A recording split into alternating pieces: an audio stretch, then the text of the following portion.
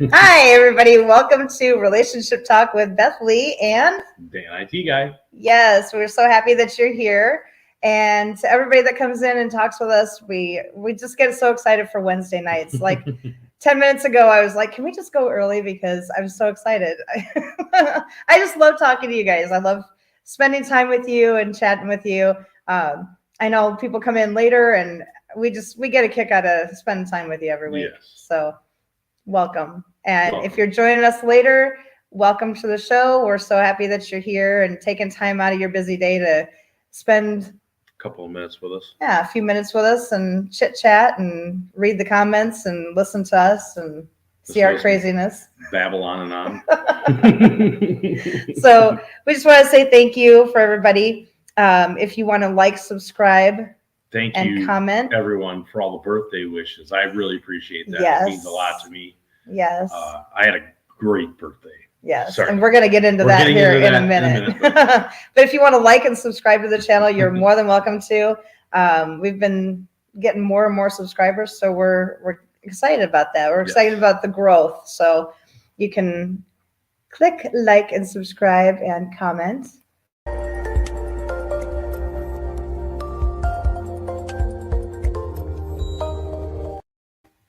Anyway, so you can also email us anytime. And where's that email address? Somewhere around here. Right about there. Right there. So you can always email us. I will answer every email that is sent. I try to answer all of the comments that people leave on our shorts or on our videos here. So anytime you want to leave a comment, I would love to respond. So positive or negative. So try and make it a little positive. We like positive things. So. But sometimes things are negative and you need somebody to talk to. Yeah. And sometimes we get negative comments, and that's okay too, because, and sometimes it's not even necessarily a negative comment, as more, I like to think of it as constructive criticism. Yes. And it honestly, without it, we don't sharpen our sword as quickly. We can't grow. So we encourage all comments. So. Yes. Anyways, so Dan's birthday, Dan IT guy's birthday was this past Friday. We celebrated his birthday last Wednesday on the show, but his birthday was actually Friday. So we planned a birthday party for him with some family and friends, and it was a blast. What Dan didn't know is a week ago Monday, I got a phone call from Mr. Destroyer, who is Dan's brother. Of course. And Mr. Destroyer said he wanted to fly out to Illinois and surprise Dan. So I had to keep that secret from Dan for 5 whole days. And let me tell you how difficult that was. It was really hard. It was really hard because we talk all the time about everything. So It was really, really hard to keep that secret. You did good. I almost gave it away because I was talking to the dogs about it and, telling them Uncle Eric's coming out and you got to be good girls. And I thought maybe Dan had heard me a couple of times, but luckily he didn't hear me talking to the dogs. So, but we actually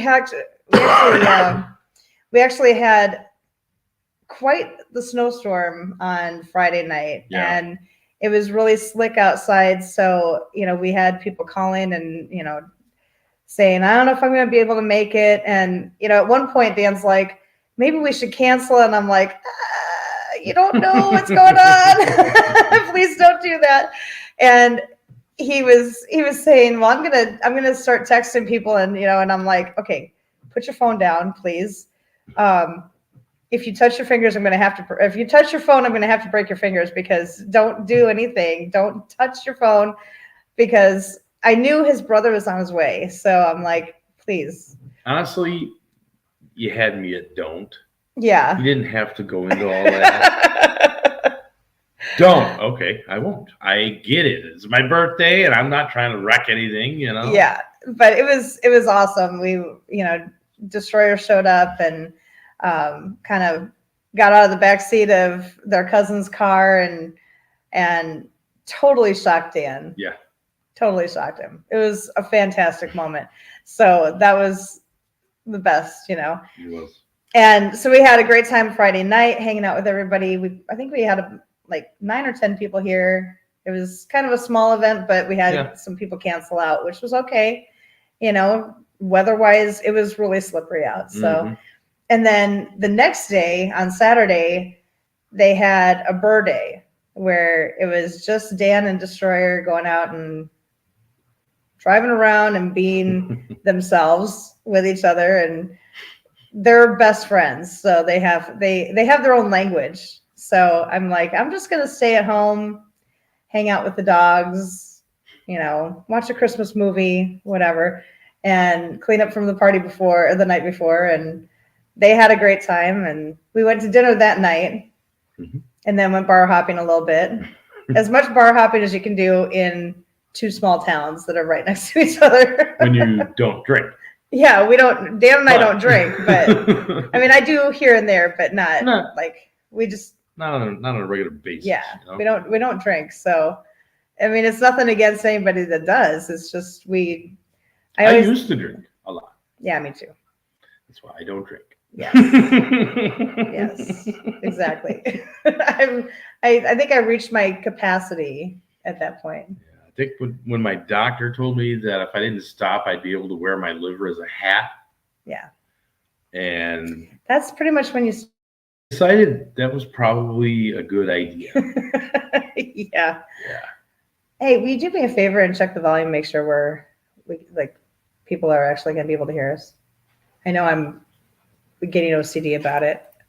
I just want to make sure. Yes. Okay. We're not muted. That's a good thing.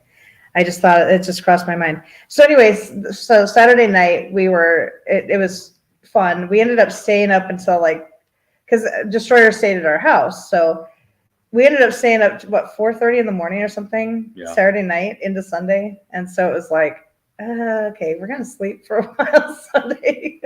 And the Bears weren't playing, so we didn't have to get up to watch the game. So we were watching football on and off all day, and it was a good time. More family came over, and that night. So I actually got my picture of the 3 brothers together. It was awesome. So I was happy. I got my wish, but yeah. And then Destroyer flew home on Monday, so it was a really good weekend. It was awesome to hang out with my brother. I can't even tell you how much I miss him. Being here in Illinois is tough.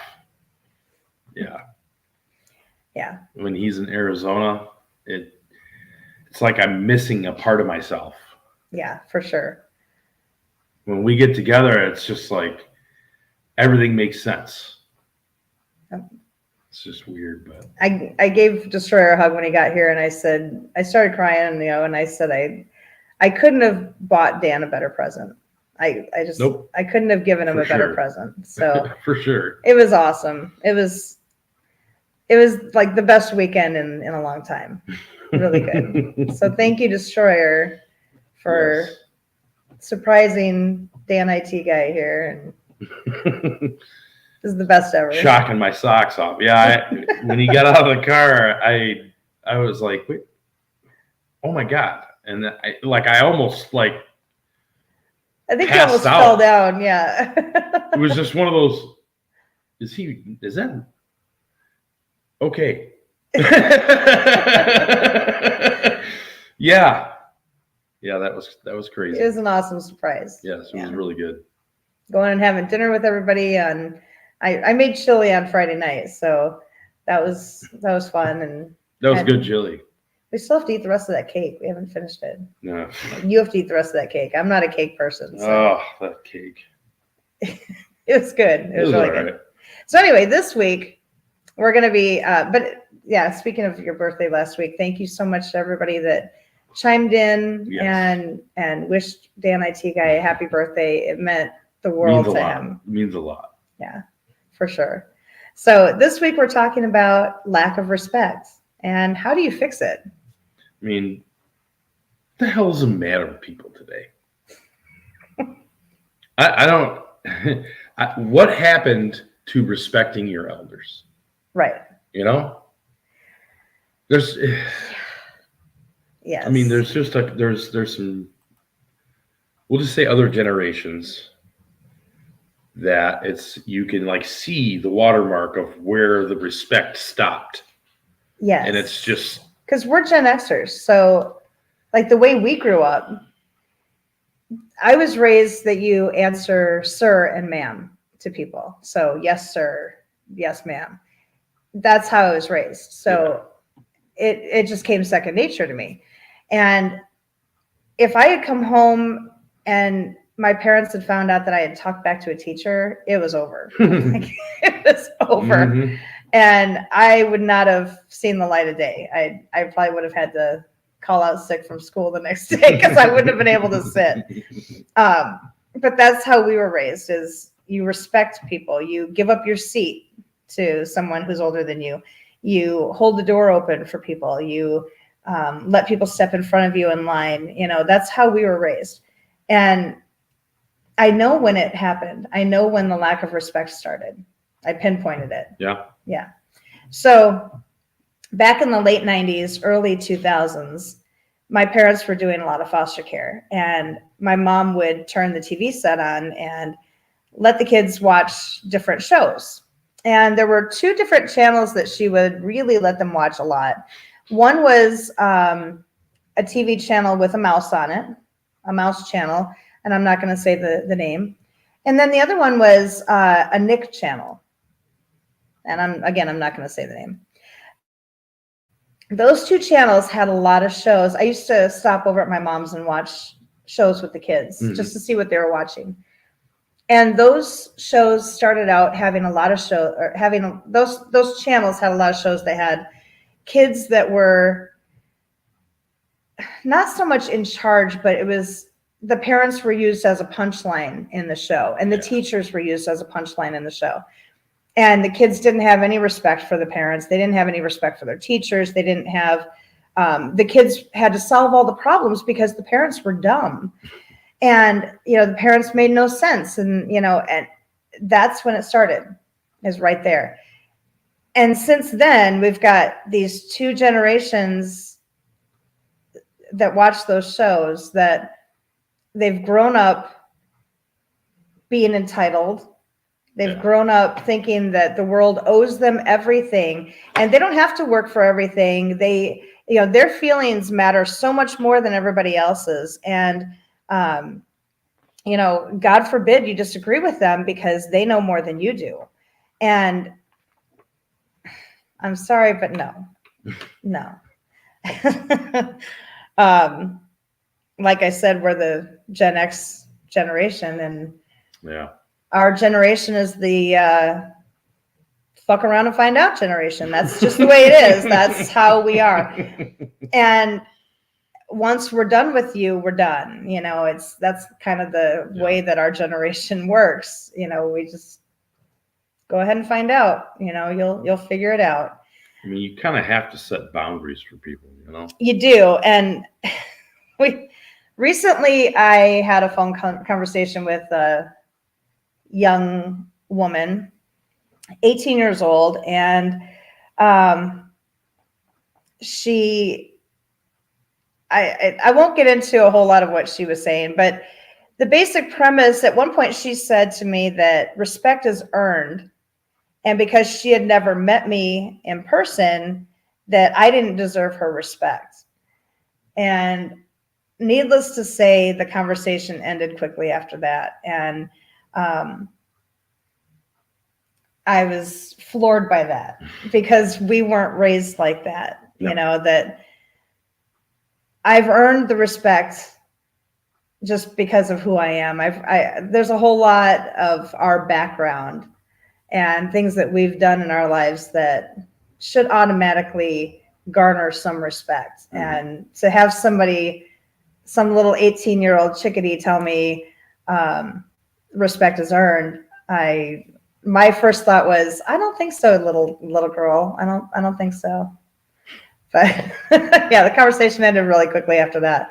And, you know, she found out when I'm done, I'm done. So, I mean, if you don't respect yourself, how can you expect to be able to respect others? Yeah, because it all starts with you. Yeah. It all starts with respecting yourself. Yeah. for sure. We raised 2 girls. We raised our youngest, our boy. And the thing that we taught the girls was, you've been raised in church. You've been raised to believe that you're the daughter of a king, which makes you a princess. So you need to dress like a princess, dress modestly. You don't need to show every single thing that you have. You need to speak like a princess. And by that, I mean, speak with some intelligence to you. You know, you're smart young ladies, and you should speak like you have a vocabulary, and not speak like you don't. Let's say it that way. Speak in like you can have there's an elevated way of speaking to people so that you sound intelligent. We told them, don't waste your time on the court gesture. Yeah. Some guy that's just looking for fun. Wait and hold out for the prince, the person who's worthy of you. And whether or not they decided to follow that advice, that's their decision, but that's the advice we gave them. Yeah. And I think for young ladies, think of yourself as a princess, and dress and act accordingly, and wait for that person that's worthy of you. Have some respect for yourself. Know that you're worth it. Yes, you are worth it. You're worth it. If you have young girls, if you have young daughters, teach them that they're worth it. Teach them that they're worthy of waiting for somebody that will respect them. Yep. And teach them to respect themselves. You don't have to give away the farm. You don't have to act unworthy. You don't have to chase people around. You can have some respect.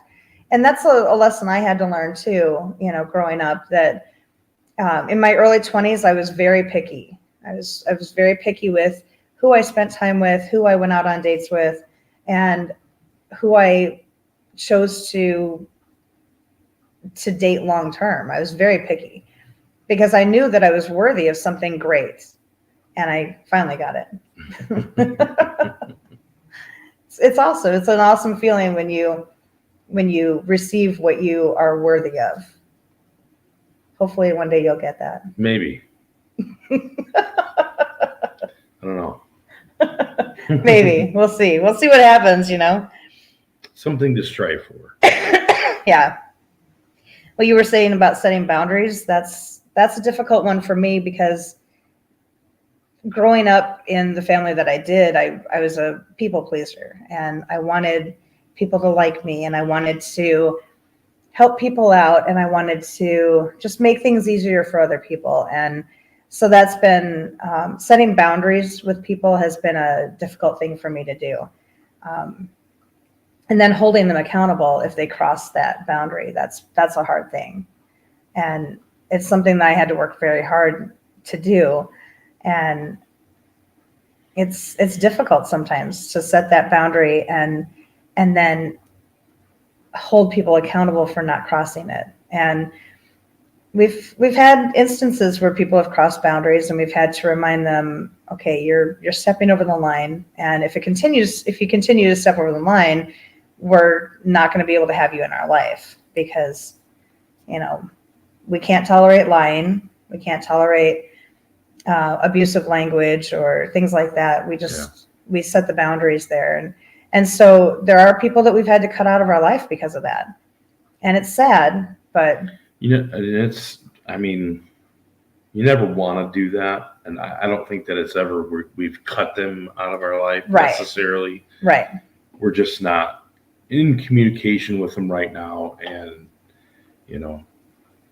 something that we can maybe work on at some point. Yeah, that can change in the future for sure. And that's the thing with having respect for yourself, that you set those boundaries, and if people have been crossing them and you have to stop talking to them for a period of time, then you can bring them back into your life at some point once they realize the boundaries that you've set, and once they start respecting those boundaries that you have, then you can bring them back into your life. but you have to hold them accountable. Yeah. And like I said, that's been really hard for me to do. Yeah. I know you've had to remind me, you've got those boundaries set. So Yep. I know you made a note here. That's exactly what I was thinking. That's the original, I think. Yes. You want to say it? Saved by the Bell. Yeah. Don't get me wrong. I loved that show when I was a I kid, did too. but I loved it. that was probably one of the first ones that I ever Late saw 90s. that was like that. Yes. Because the teachers were all a joke. The teachers were a joke. The parents were a joke. Mm-hmm. Yeah. I was thinking exactly that too. Mm-hmm. Because I remember watching shows when we were younger that were, like Family Ties was one of my favorites. And those kids respected their parents. The parents were not the joke of the show. Yeah. It was, like, I know it's a TV show and everything, but they had respect for their parents. And yeah, they went against their parents' rules like we all do, but they had respect. And even Cosby Show, they had respect. And that's it. It kind of fell away from that afterwards. Yeah. Because the kids we had to listen to their feelings, and we have to sit down and talk to them, and they get to decide what sex or whatever. What? Yeah, we won't even get into that. Holy crap! Yeah. So we've respected ourselves now. So now we're on to the next part. Showing respect for your spouse, is showing respect to your wife or your husband by not cheating, by not flirting, Mm-hmm. by not lying, by not, by earning that respect. Mm-hmm.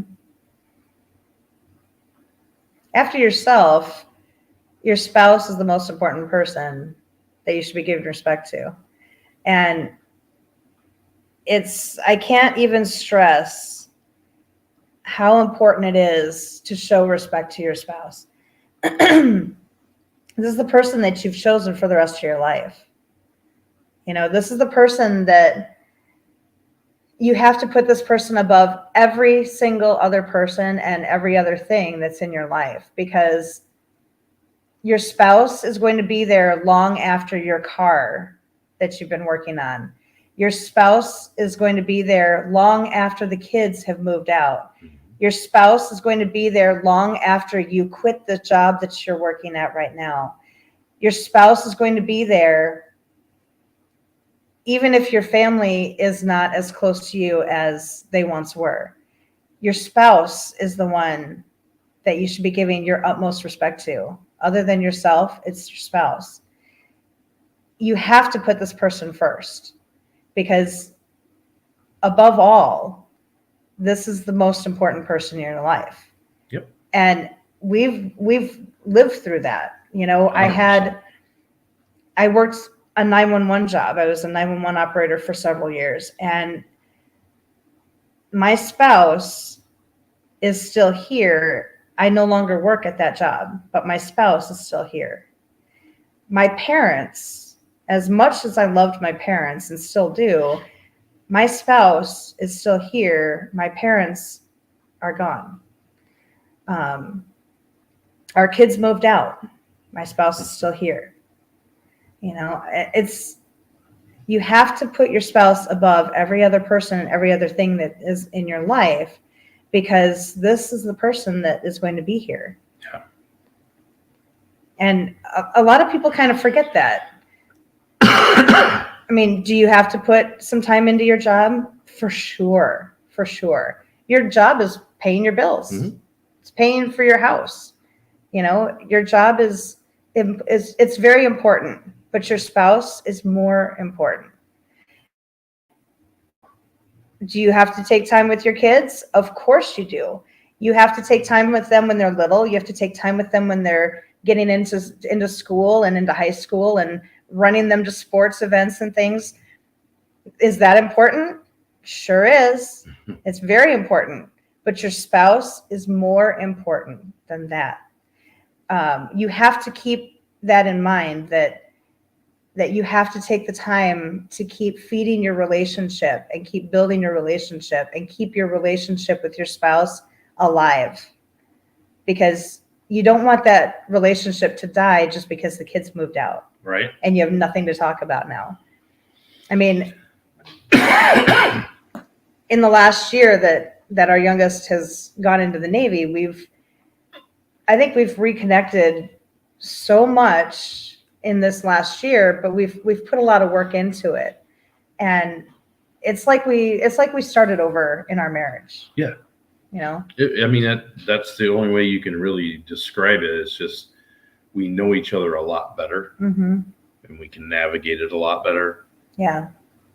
We just kind of did I guess you'd call it a reboot, because pretty much it is. Yeah. Pardon me. Okay. Yeah. Little tackle. I have a little tackle on my throat.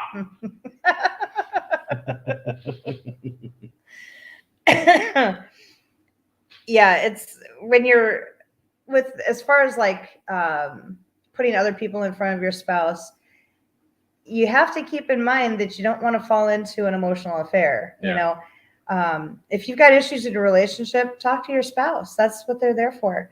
And how are you going to fix those relationship problems if you're talking to someone outside of your marriage who's not a therapist? Right. You know, emotional affairs can be really detrimental. And I think we've all, different couples, different people that have fallen into physical affairs, and the relationships die. I mean, it just decimates families. Yeah. It just makes a mess of everything. It does. I mean, it happens. We're all human. You know, I don't blame anyone for, you know, No. what happens in life, because I know life can be unpredictable. It just takes people that way. You wish that it wouldn't, but yeah, people start losing hope. And you know, we talked about that during that podcast that we did on hope. Yeah. That when you start losing hope in your relationship, it's miserable.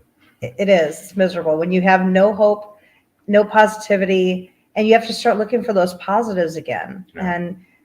And trying to avoid an emotional affair, one of the big ways that you can avoid an emotional affair is remember the person that you got married to. Remember those happy times you had, and start thinking about what happy times could we have in the future. Yeah. So some of the signs of a lack of respect in a marriage are making decisions by yourself without including your spouse, like changing a job. You know, oh, I think I'm going to quit this job and I'm going to get a new job. That is disrespectful to your spouse. Your spouse should be included in that decision. Yeah. And there's times where you've come home from work and said, hey, I think I want to get a different job. Several years ago, you said that to me. Yeah. I think I want to get a different job. I want to look for something different. And we talked about that. And that was something like when I wanted to quit the job that I had doing social work. Yeah. We talked about that for a couple of months, actually, and tried to decide when the right time would be, because you don't want to just quit, you know. Right. You don't want to make that decision by yourself. It's not just about you. It's about you and your spouse. You have to include your spouse in that decision. Yeah. Financial decisions, you know. I had one friend of mine that she's divorced now, but she was kind of making fun of me a little bit because we were out shopping, and I had found something that I don't remember what it was, some chair or something, and I said, well, I need to call Dan and see if it's okay for me to buy this. And she's like, well, you can't just buy a chair. You can't go out and buy something that you want. And I said, it's not about what I want. It's about, do we have the funds to do that? Or right. does he have it earmarked for something else? Or does he have plans for this money? It's not just about me. It's about us and our finances. So, well, if we weren't planning on buying it, it's a big purchase. How are we putting that money away to compensate? You know? Exactly. If we can afford to put the money away, we can afford to buy it. Right. So. Exactly. And we had decided early on in our marriage, I think it was within the first couple of weeks of our marriage, we set a price limit of, I think it was $250. Yeah. If you were out shopping and you wanted to buy something that was more than $250, then you call the other person or text them and say, hey, this is what I was thinking about. What do you think? And it's a good thing a couple of years ago we bumped that up to $2,500. We're going to have a little discussion.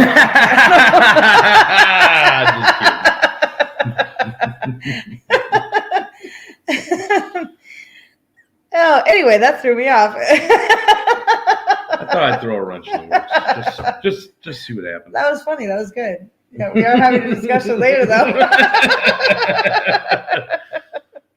It's a joke, honey. I know. I'm kidding. No, we'll talk about something else. It's fine. I don't know.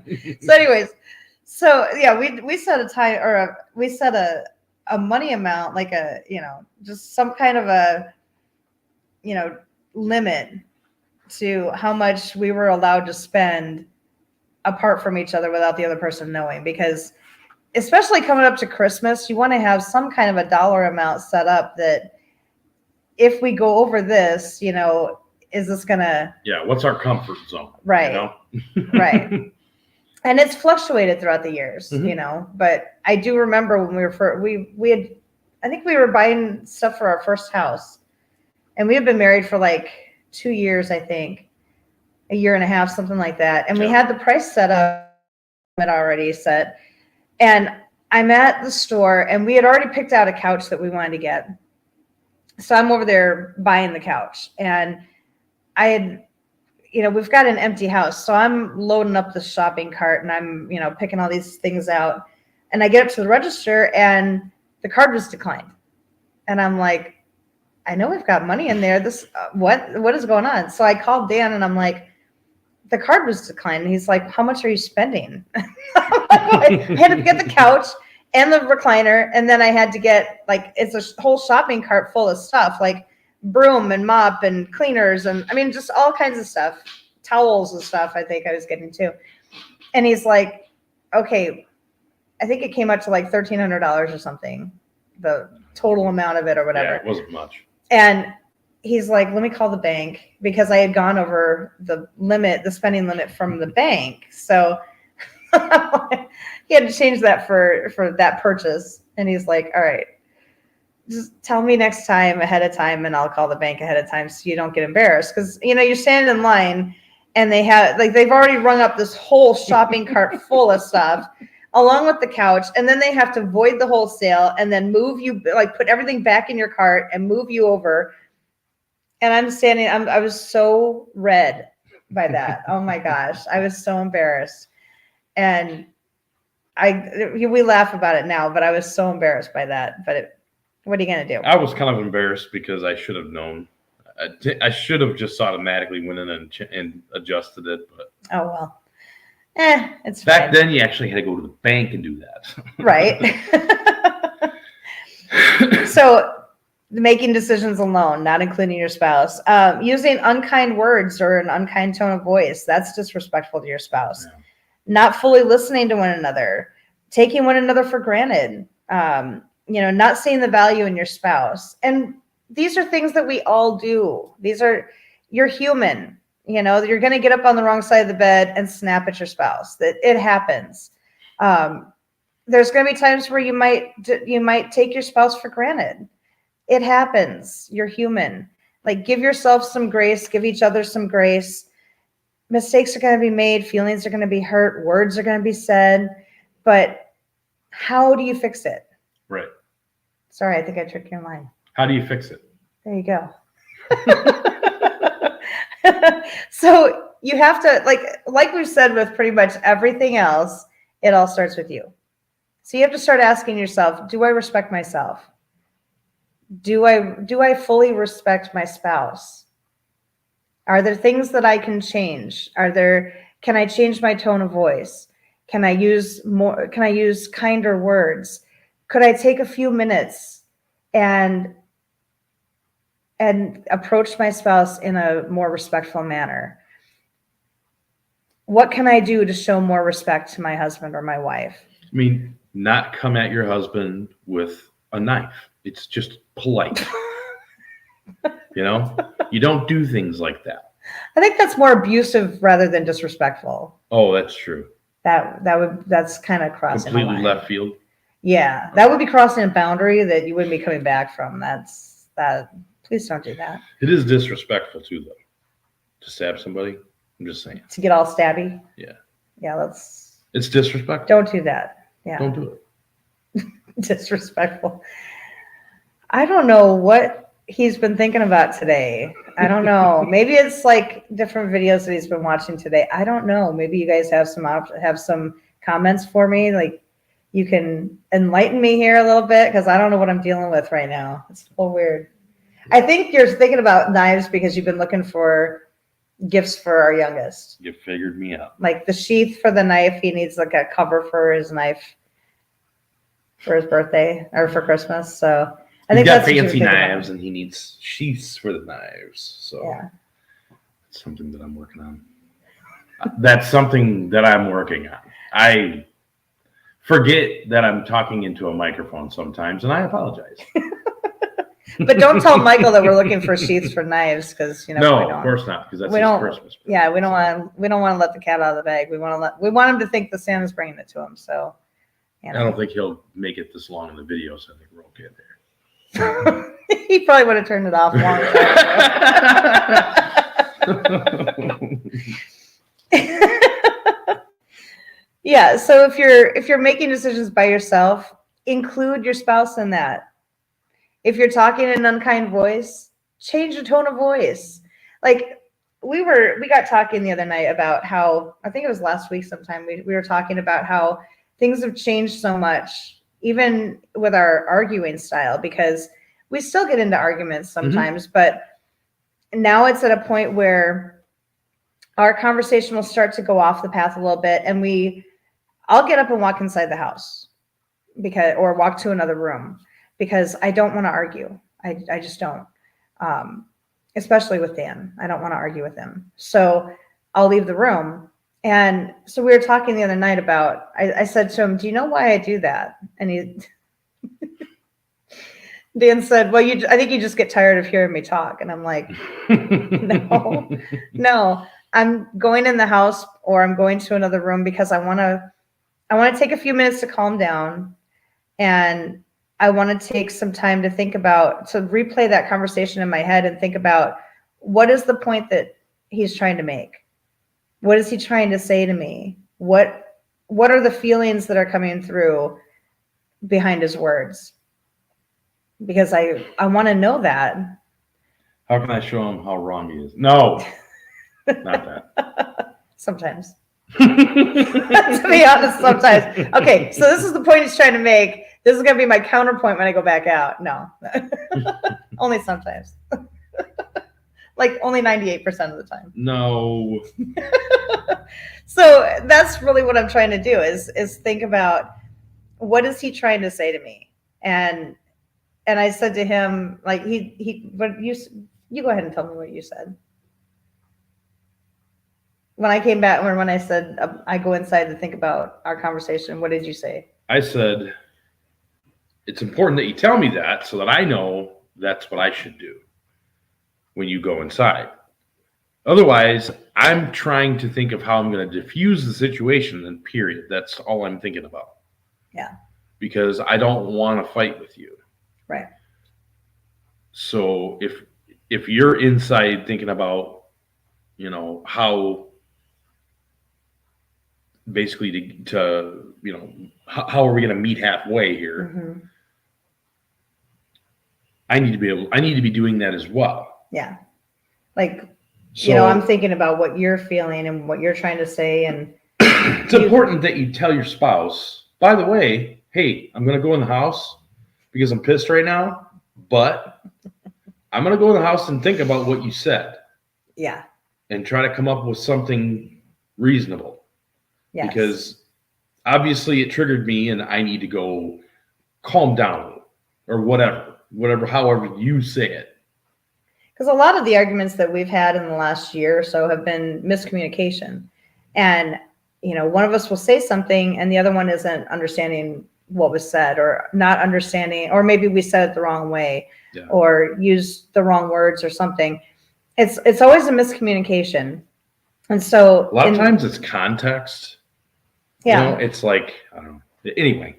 Yeah. And so to be able to go in and think about it for a few minutes, that's incredibly respectful to your spouse, to be able to think about things and calm down so that you're not continually going back and forth. Well, this is what you said. No, this is what I said. This is not. Right. And instead of going back and forth. How long do you want to argue? Right. I don't want to argue at all. Yeah.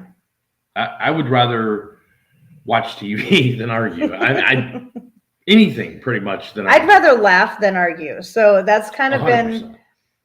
been my thought process the last year, that I don't want to argue with this man here. I'd rather be laughing with him or kissing on him. So instead of arguing, okay, let's separate for a few seconds. I'm going to go in the house for a few minutes. I'm going to think about what you said and think about what point you were trying to make. And then I'm going to come back out here and we can resolve this as quickly as possible, because what we were doing before that it wasn't working, where I would go in the house and then I'd come back out here a few minutes later and he would be quiet.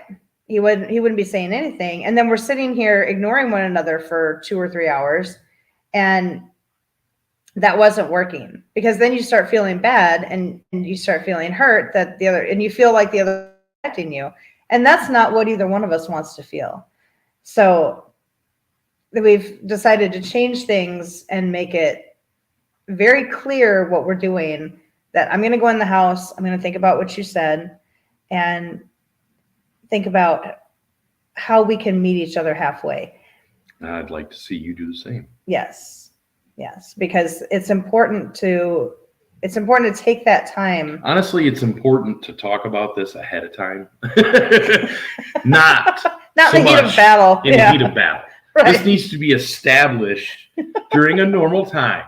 Yes. That was and that's the point that she made to me is, I was looking for the right time to kind of bring it up and say, hey, this is what I've been doing. It's been working for me. And perfect timing. Yeah. Because we were sitting out here, we were watching a show that we watch all the time. And something like clicked with me in my head that, I should probably tell him this is what I've been doing the last year. And so we started talking about that, and it made him feel better that he knows that I'm thinking about him when I go inside. Mm-hmm. And it made me feel good knowing you're thinking about me too. Yeah. And we're both thinking about, how do we resolve this? How do we fix this? Because we don't want to argue, we don't want to waste any time together. We want to enjoy time with each other. Yes. You only get so much, Yeah. And it sucks to argue. It does. It hurts. Because we're both really, really good at it. And we're really brutal. Yes. I mean, we try not to be so much anymore. Mm-hmm. But even our, watered down version is brutal sometimes, We're really good at throwing daggers at one another. We've got really good aim. And daggers can be sharp. Those verbal daggers can be so sharp sometimes. And when that's a lot of times we'll be having a discussion about something, and then one or both of us will pull out those verbal daggers and show them. And it's just cutting comments, little jabs and stabs. Yeah. And poking and that's usually when I go inside is, okay, I don't want to continue this right now. I don't want to continue the way that we're going right now with this discussion, because it's not helping. It's not productive. Yeah, it's not helping anything. And all we're doing is hurting each other's feelings. Yeah. We're giving each other more reasons to apologize later, and I'd rather not have all those reasons. So Let's just stop the conversation right now. We'll pick it up when we're both calm. And that's very respectful to your marriage. Yep. If you have kids in your house, it's more respectful to your kids and to your household for you to table a discussion kindly and come back to it later. And we had to do that all the time when the kids were around. You know, there were times where we would be kind of snip at each other, and we would have to stop doing that, because you don't want kids to be listening to you bickering back and forth to each other. That's not, it makes the kids feel unsafe when they see that going back and forth all the time. You don't want to do that. The kids need to be in a stable environment. And yes, it's okay for them to know that you argue, but you have to show them that the correct way to make up. Yes. The correct way to argue. The correct way to resolve things. Yes. So you have to show them that, because they don't know. And especially younger kids, 4, 5, 6 years old, they tend to think that arguments are their fault. So they're internalizing all of that, and they're not expressing it verbally to you. They're expressing it in their behavior. They're expressing it in their mood. And, you know, it makes them feel off balance. So for you to have a good relationship with your spouse and to show your kids, yes, we had an argument, but we talked it out and everything's good. Yep. And we resolved it, and mommy and daddy love each other again. Still.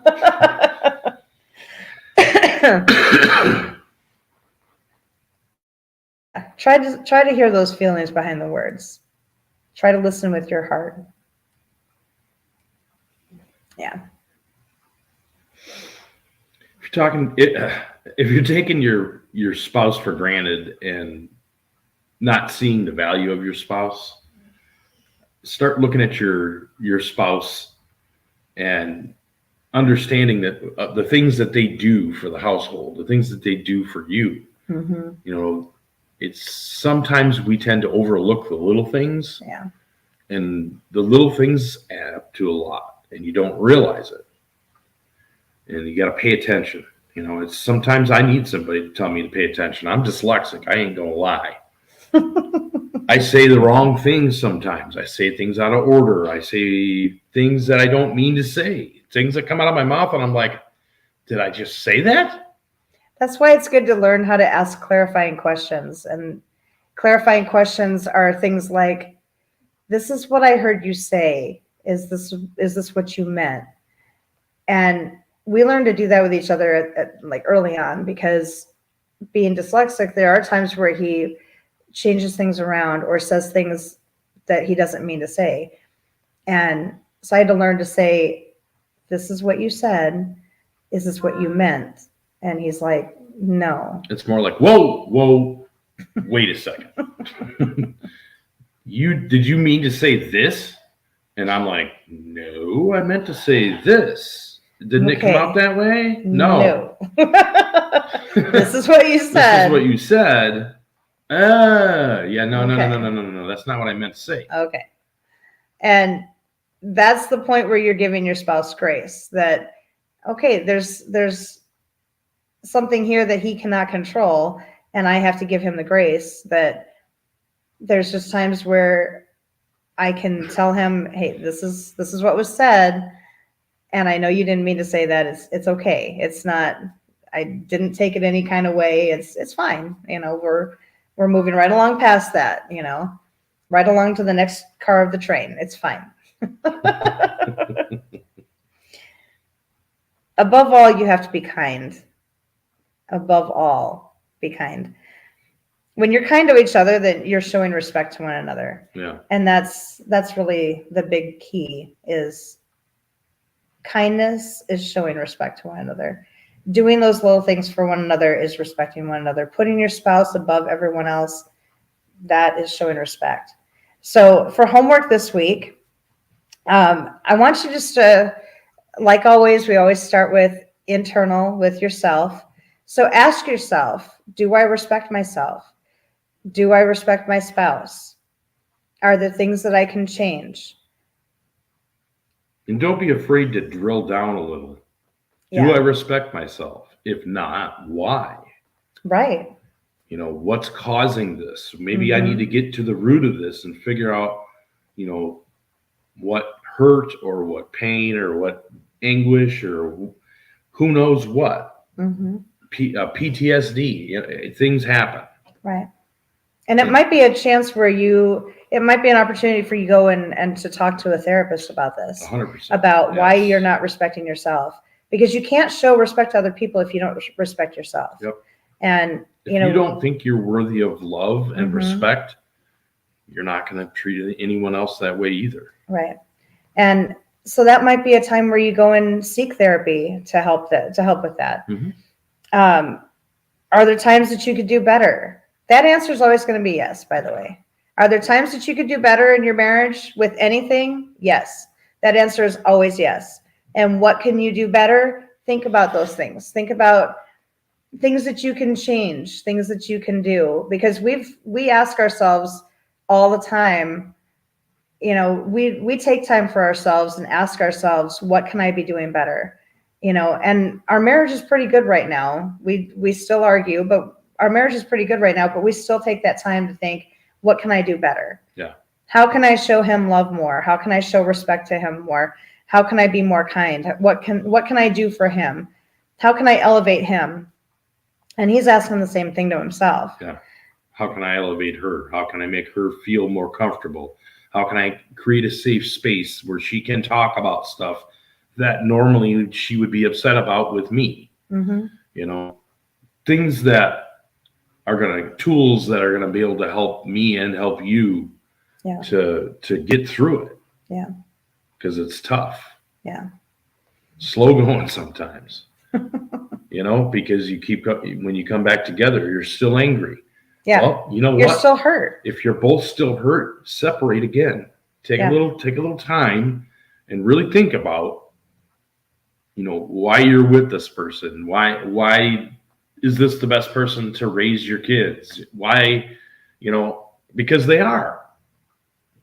Would your life be better if your spouse wasn't there? Right. That was something that we each asked ourselves a long, long time ago. Would my life be problem-free without my spouse? Would my life be exponentially better without my spouse? No. No, it wouldn't. Anyone in their right mind is going to say no to that, because unless there's abuse going on, like blatant physical abuse, mental or emotional abuse. Seriously, yeah. Unless that's the scenario here, think about how you can improve things, because you made a commitment. You made those. You took vows with this person. And you're gonna go through times when you might not even like your spouse. Oh, we've had those times. Yeah. To continue to love your spouse, you need to remember at those times, especially, what it is that you love about your spouse. What is it that you remember that made things better? Mm-hmm. Yeah. So the second part of the homework this week is talk to your husband or wife about ways that you can respect one another more. And it might be little things, I would encourage you, if you're having issues in different areas of your marriage, like fighting fairly or communication, listening skills, finding hope, remembering who it is that you married, remembering happy moments, go back and watch those podcasts again that we've done on those topics. Read through the book if you have the book. If you don't have the book, go out and get it. Making Marriage Last by Beth Lee. Go back and read those sections in the book again. But an easy way of figuring out, of hearing that message again, is go back and watch those podcasts again, and that focus on that particular thing. Fighting fairly, you can always get a new perspective, and coming in and watching the shows live is awesome, but you might not catch everything that, all those little tools or all those little tips that we're giving out. So go back and rewatch them, and see if there's something that stands out to you that might be a little bit different. Communication too. I don't know how many times we've talked about communicating with each other. In 15 years of marriage, I don't even know how many times we talked about communication or fighting fairly. we still use the 2-minute rule sometimes, you know, and it works 100% of the time. That's not even an exaggeration. 100% of the time it works. But try to put some of those concepts into practice in your marriage. Try to find your vows from your wedding day. I think you were saying that they might be in the silver box that we have, right? Yeah. So I didn't even know that until yesterday. And I think I know where everything is in the house, but apparently I don't. I remember you putting them in there. So. You're like, this is where all our marriage stuff is going to go, so it's going to be this box. Remember that. Don't touch it. Okay, guys. In case of fire, grab this box. No. Yes. Yes. I mean, don't get me wrong. Yeah, it'd be great. Yeah. It's in a metal box though, so it should be okay. One would hope. But try to find a copy of your marriage vows. I just stay out of the fire? I'm just throwing it out there. If we have a fire here, I want you to, I'm going to send you back in to get have me dive into the fire? I'll go back in with you. It's well, you're not going to know where anything is, so I'm going to have to. I'll have you spray the hose. Keep me nice and cool. Yeah. I'll peel all the little bits don't off spray it at the water or the walls. Spray it on me. Right. Because I'm the important one. Exactly. Yes. Oh my God. I just snorted. That's funny. So try to find a copy of your vows and read them back to each other. Yes. If you can't find your vows, it's okay. The internet is full of all kinds of things. And vows are one of the things on the internet. You can locate a copy of a generic set of vows for a wedding. Recite those back to each other with meaning, and really try to put emphasis on things. I take you for better or worse, or whatever. Whatever it is. Really try to emphasize those vows and say them with meaning. Yeah. Write your own vows if you want and recite those. It's always a good idea to come up with new things that you want to promise to do for one another or promise each other. So that's a good thing. Put each other first in your list of priorities. Sit down and write out your priorities. Make sure your spouse is the top part. Number 1. Make your spouse the most important person in your life. I would hope that you would feel that you're the most important person in my life. I mean, the dogs. I know that you're the most important person in my life. The dogs might be. No, I'm just kidding.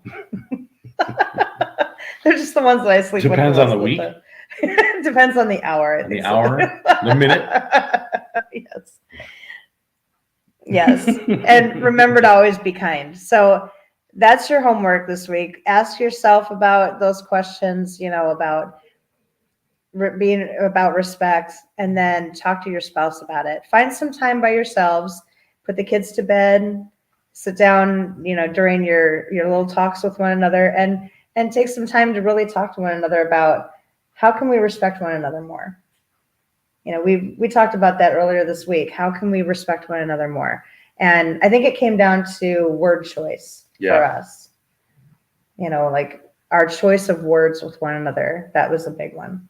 And 15 years, we're still going strong, but we still have things that we can work on, and that's kind of the point of this channel. That's the point of this community here, is that we can bounce things off of one another, and we can share our experiences with one another, and we can help each other, because we're sharing our experiences, but we would love to hear your experiences and what's worked for you. Yeah. Because what's worked for you might work for us. You never know. And we're always open to hearing other people's, resolutions, ways of fixing things, because you never know. It might work for us, or it might work. Something we're saying might work for you. That's the whole point of this channel, really. Yeah. Because we feel that we have a strong marriage, but it can always be stronger. And we want strong marriages around us. That's why we're so adamant about pushing you to look deeper inside of yourself, so that you can be the best person you can be for your spouse. Yes. and so that your marriages can be very strong, because that's what we want. We want to see you guys be happy. We pray for you every single day, and Yep.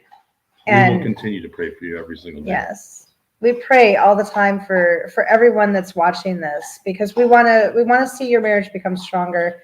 We want to see you become stronger individuals so that you can be stronger together. We ask that we're given the words that you need to hear. Yes. Every single time before we go on. Yeah. Because our words are not important. No, our words don't mean anything. But when you add the power of God, everything is possible. Mm-hmm. And we're just trying to help other people. Yep, that's it. That's it. So that's all we have.